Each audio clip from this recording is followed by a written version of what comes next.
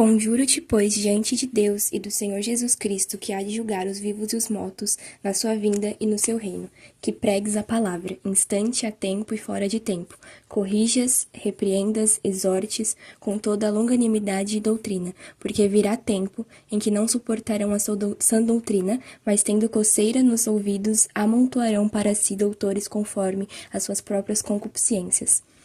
E se desviarão os ouvidos da verdade, voltando às fábulas. Mas tu, sê sóbrio em tudo, sofre as aflições, faze a obra de um evangelista, cumpre o teu ministério, porque eu já estou sendo oferecido por aspersão de sacrifício, e o tempo da minha partida está próximo.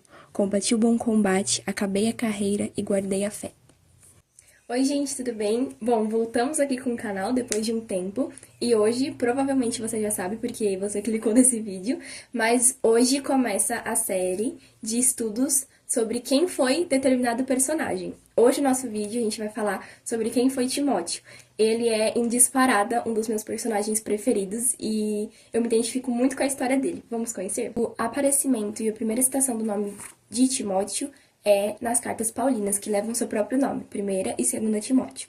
Gente, eu tô aqui com as minhas colas de 3 páginas frente e verso, então se eu estiver em algum momento olhando pra cá, é justamente por isso, tá?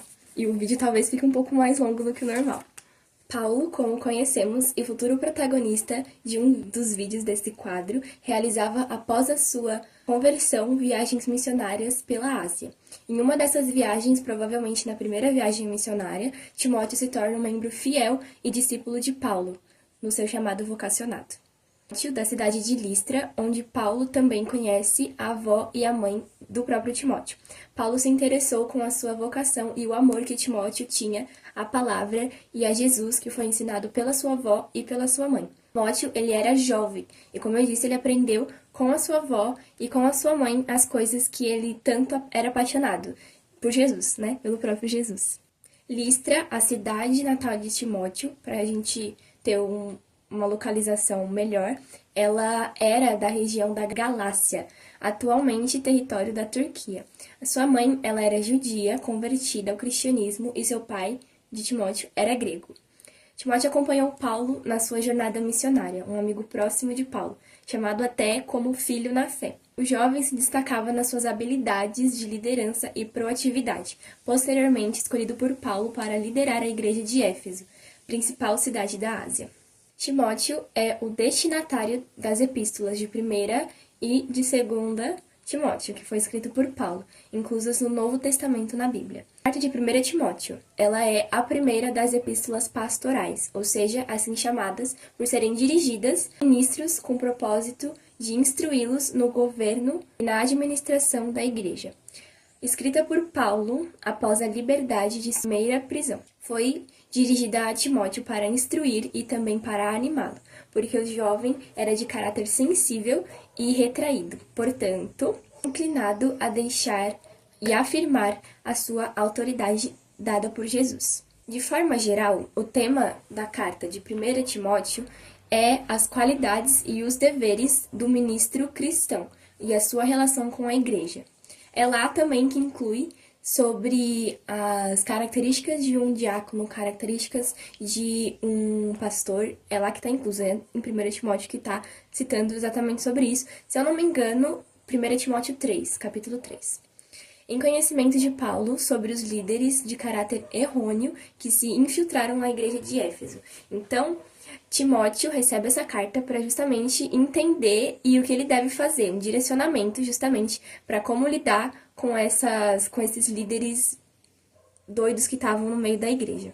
Eles difamavam o caráter de Jesus e do como é ser cristão. Timóteo, nesse contexto, foi enviado para restaurar a ordem na igreja. Paulo comissiona Timóteo em como liderar e ordenar a igreja, e instrui de forma prática o jovem de problemas que o mesmo deve e enfrentaria. Timóteo, ele é chamado por Paulo como o verdadeiro filho na fé.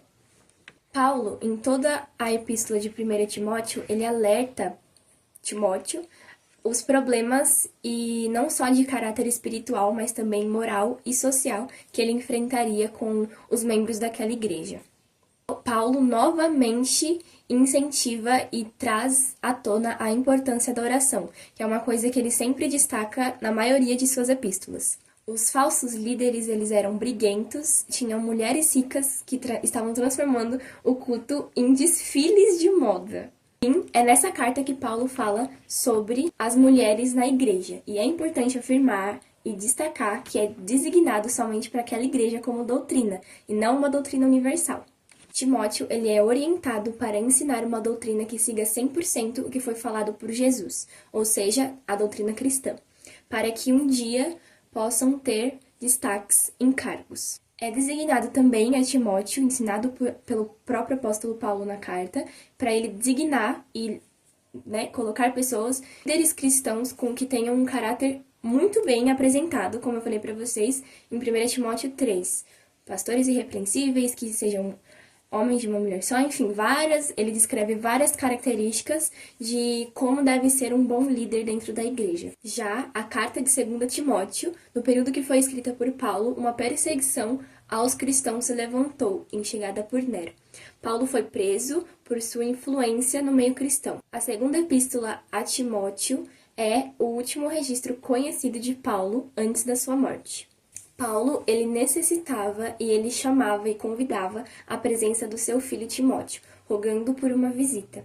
Paulo, conhecendo Timóteo, teme que a perseguição o fizesse evitar a visita. Em geral, é a lealdade do Senhor e a verdade em vista da perseguição, a igreja e o abandono da fé.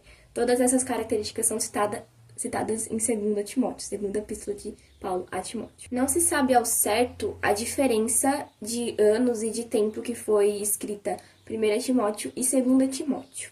Paulo, ele chama Timóteo para o ensinar sobre a missão de criar igrejas. Importante destacar aqui também que Timóteo ele ainda estava na igreja em Éfeso, que foi designada a ele na primeira epístola. Paulo, nessa segunda epístola, ele desafia a Timóteo para o mesmo aceitar o chamado como líder e, novamente, a como liderar e ser líder nesses mestres corruptos que estavam no meio da igreja, que se levantaram nesse tempo para difamar exatamente o ser cristão e o como ser cristão. Paulo, ele exorta Timóteo a não se envergonhar do evangelho ou do sofrimento e perseguição pelo evangelho, como um soldado em uma guerra que se esforça para agradar ao general de guerra. Como lição desse estudo sobre Timóteo, podemos entender que sim, é complexo liderar uma igreja, porque são várias pessoas com pensamentos diferentes vivendo juntas. Mas, quando temos em mente o caráter irrepreensível de Cristo e a sua doutrina, podemos modificar em amor os problemas do caráter carnal da igreja. Personalidade de Timóteo, podemos entender que os nossos talentos, quando usados para o Senhor, nos torna úteis no reino de Deus. E nossas limitações, elas devem ser vencidas pelo Espírito Santo. Como discípulo de Paulo, podemos compreender que é necessário aprendermos e termos uma referência que nos motiva e nos inspira, assim como o próprio Deus nos motiva e nos inspira. Bom, eu sei que você conhece a Timóteo pela leitura bíblica e eu quero te encorajar, assim como Paulo, a Timóteo, para você se debulhar e se apaixonar nas Escrituras e no amor de Cristo Jesus. Eu sei que você chorou ouvindo o sermão musical do Marco Teles, amado Timóteo, e que ele expressa exatamente o que é falado na segunda epístola de Paulo a Timóteo. Eu sou incrivelmente apaixonada por esse personagem desde a minha primeira leitura bíblica.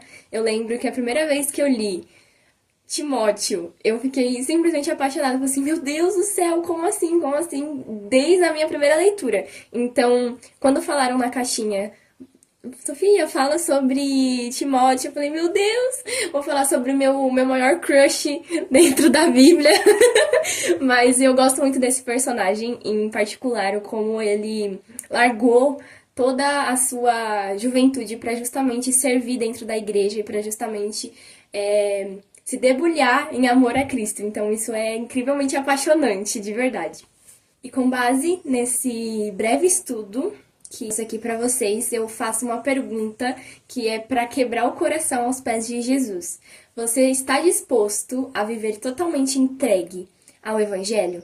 Mesmo que isso te custe sua vida, seus anseios, seus planos e os seus desejos? Bom, esse é o questionamento que o Espírito Santo colocou no meu coração no meio desse longo estudo que eu fiz.